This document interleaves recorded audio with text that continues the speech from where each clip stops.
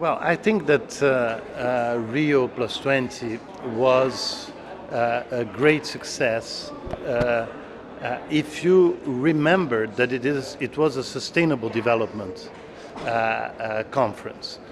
Many people who were more that had a tendency to think that it was an environmental negotiation were a bit surprised with the results. But the fact is that the environmental issue has gained importance in international negotiations since the moment that they were put in the context of economic, social, and environmental sustainability. We have to have the three dimensions of sustainable development together.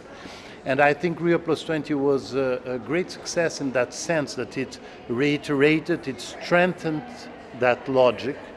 And so we are here in Hyderabad in a COP of a convention that was born in Rio in '92. And we are also in a sequence of important conferences that were held in developing countries. We had Durban, we had Rio, we have Hyderabad. I think all that is highly symbolic and extremely positive, because the reality is that we have a very interesting world that is getting built, and we can feel that in the spirit of those negotiations. Fundamentally, it seems to me, only having covered these talks for about a year, but whatever negotiations you go to, the same issues crop up and are being discussed, and the top one is finance. Where do we get the money from? So as a representative of one of the leading nations in the world, one of the sort of top 8 economies, where do we get the cash from? Well, that is the great challenge we have here in Hyderabad, because I believe that there is a very strange logic in those negotiations that is quite difficult to follow. But the fact is that basically we had an agreement in Rio in 1992 that developing countries could and have to do more, but obviously they depend on financial and technological resources. There was an agreement on that these resources were going to make it possible. All that was based on the tremendous success of the ozone layer agreement, which was probably the most successful UN convention, in which we succeeded to eliminate 95% of them. Why did this work? Because the mechanism, the financial mechanism, the technological mechanism worked as negotiated. Then we had the climate change convention, and the sums are enormous. We know that it's a convention that is defining development, redefining development. So the issue of financial resources is extremely complex. And then you have biodiversity. And here, I think that we face a sad dilemma, which is that the resources we need to really make sure that this convention is successful, these resources are not as frightening as sometimes the numbers on climate change are. It's numbers that countries can deal with, and we have agreed that we have to deal with. But then there is always some kind of, you depend on how the developing countries are going to, what they are going to do, how they are going to do, what do they need, and only then the money is going to appear. We think that everything the developing countries could do up to the moment fully fulfills what can be asked for the money to appear. And I hope that here in Hyderabad we're going to be able to do that. But unfortunately, financial issues in this convention is very different from climate change and from ozone layer, because the effect of this convention still has a very large component of local activities. When a rich country gives money to the ozone or to climate change, they know that they are helping a country, but they are having the results of that. In biodiversity, this is much more difficult to evaluate.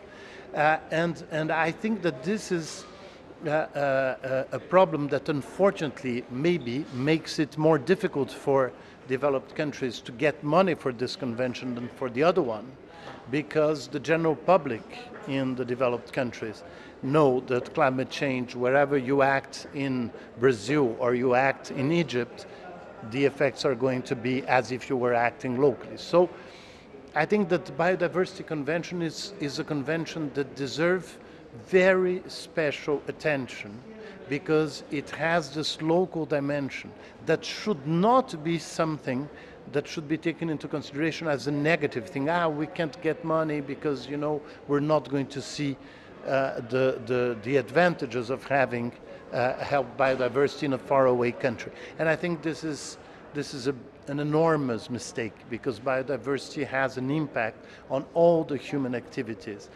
And I think we have to be able to convey that somehow, so that there is a much greater sensibility, an international sensibility to the importance of having resources for this convention. Well, as ambassador, how will you be conveying that to the leaders of other developed countries? Because Brazil is a major player in this stage now, so presumably you'll be showing the leadership on this stage. Well, I think that developing countries have been recently able to evaluate how much they have been spending in their own country in this area of biodiversity. And the numbers are quite amazing. I can tell you, for instance, that we've been evaluating what Brazil has been spending related to biodiversity. And we have like an annual local Brazilian expense of around $5 billion, and international cooperation corresponds to $15 million. So the difference is absolutely amazing.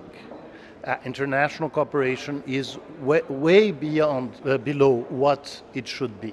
But that, I'm talking to you about a country that has resources, that has an enormous national interest on that issue, and that has lots of activities related to that issue. When we think of less developed countries that don't have resources, we see how far away we are from fulfilling what we have agreed in the convention.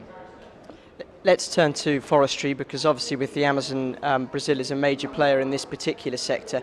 Yesterday in the negotiations, there was a motion or maybe an intervention from Brazil and other countries suggesting that the REDD+ mechanism, which for people who don't know is designed to, I guess, incentivize protection of forests around the world, should be discussed within the climate change negotiations. Could you elaborate a bit more on that? Well, REDD is not exactly that. REDD is reducing emissions from deforestation. So the logic of REDD has been designed for the Climate Change Convention. It's about reduction of emissions from deforestation.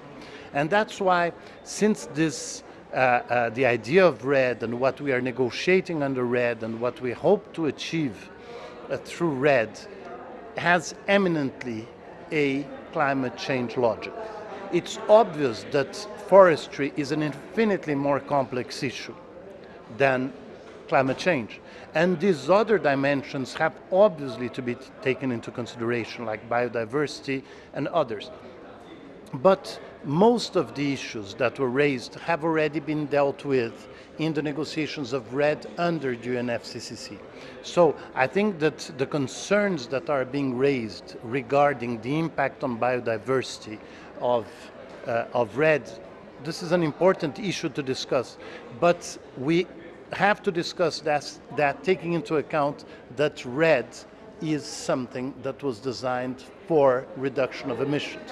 And these other issues have to be dealt with different mechanisms under other under this convention, but not reinterpreting RED as if it was a general forestry policy. No, it's RED is something specifically about the reduction of emissions.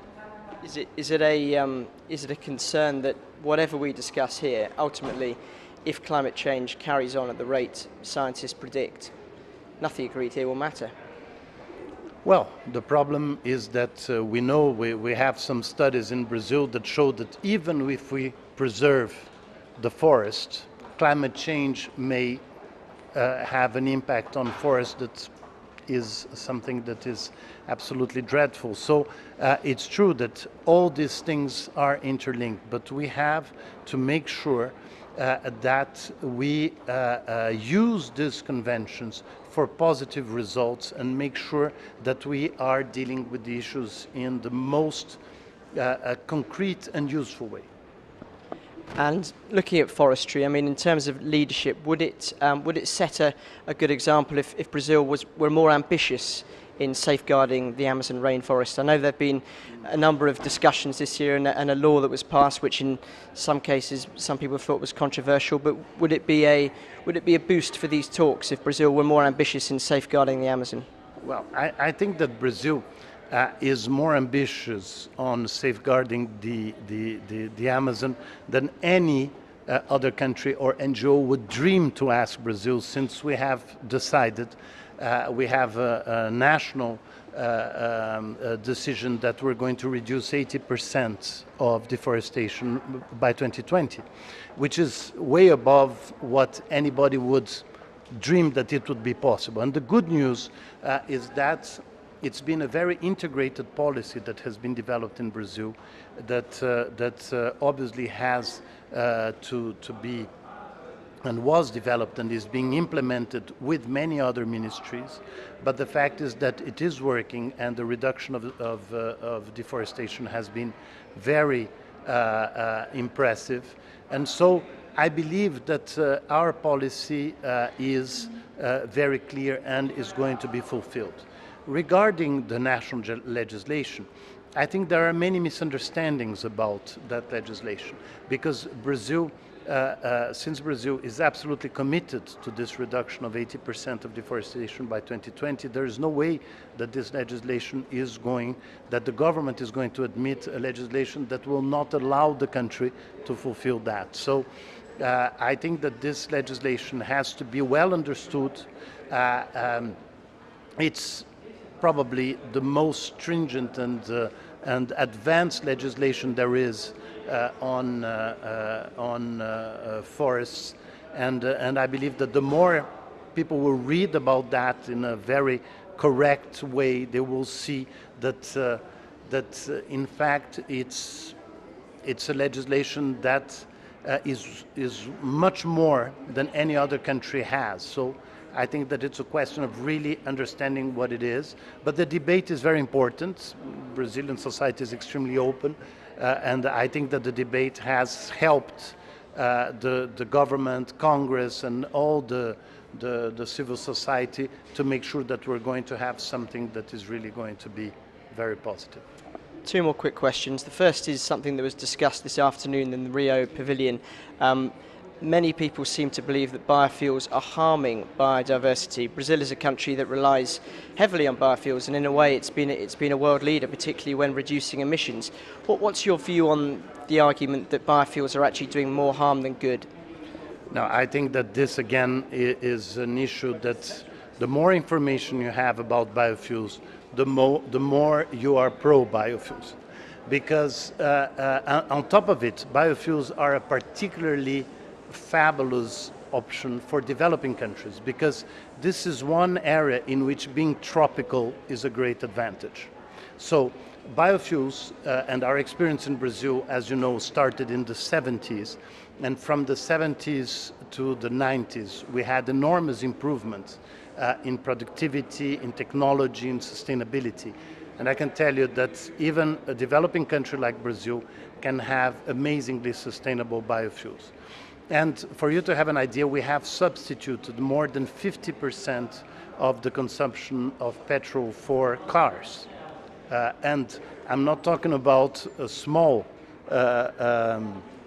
country regarding cars, because now Brazil is the 5th largest consumer of cars, the 6th largest producer of cars. And what is sometimes the big problem of biofuels is that it is low tech. Biofuels is something that it is very inexpensive to introduce in a country. You adapt cars for biofuels for a very low price. And this is something that many companies are very afraid of, because they are developing extremely complex technologies that reduce 2 or 3% the emission of the car. Biofuels can reduce 20, 30, 40% of the emissions with extremely low price. So I think that biofuels have to be seen as an amazing instrument for development, for sustainable development, and they can be done in a very sustainable way, and Brazil has been cooperating with many countries in that sense. Final question. Implementation is the big word on everyone's lips. Braulio Dias, the head of the CBD, said yesterday, I said, what do you want out of this conference? He said implementation 3 times. You're an experienced diplomat who's worked in all these major arenas.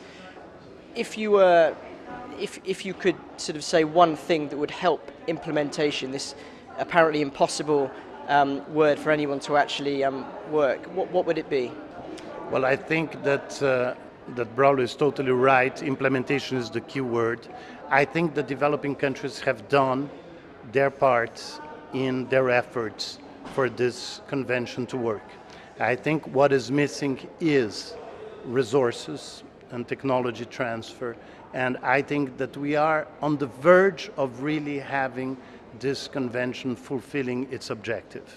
I think that Nagoya was key, because, as you know, it was a great success in some areas that have been an enormous discussion for years. So now we're ready for implementation. We cannot spoil that moment.